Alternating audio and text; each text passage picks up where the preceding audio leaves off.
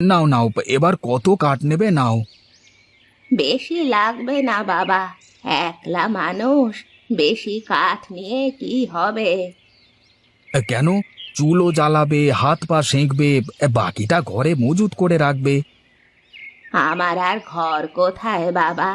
ওই যে ওই যে দেখ না, মাথার ওপর কটা শুকনো ডাল বেঁধে ওখানেই আছি কোনো মতে।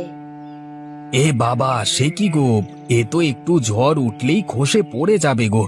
বৃষ্টি হলে ভিজে মরবে তো বুড়ি। দাঁড়াও, আমি তোমায় একটা ঘর বানিয়ে দিই।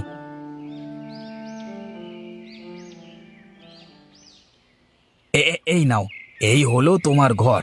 আর এই নাও তোমার জ্বালানির কাঠ।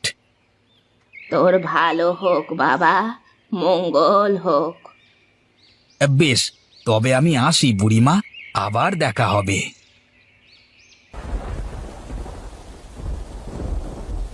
ঘুমের মধ্যে কি বিড়বিড় করছিলি? স্বপ্ন দেখছিলি নাকি?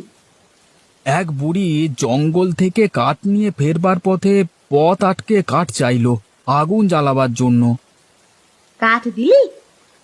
হ্যাঁ, দিলাম। বুড়ির ঘর বলে কিছু ছিল না, একটা ঘরও বানিয়ে দিলাম। ভালো করেছিস, দেওয়া থোয়া ভালো কাজ।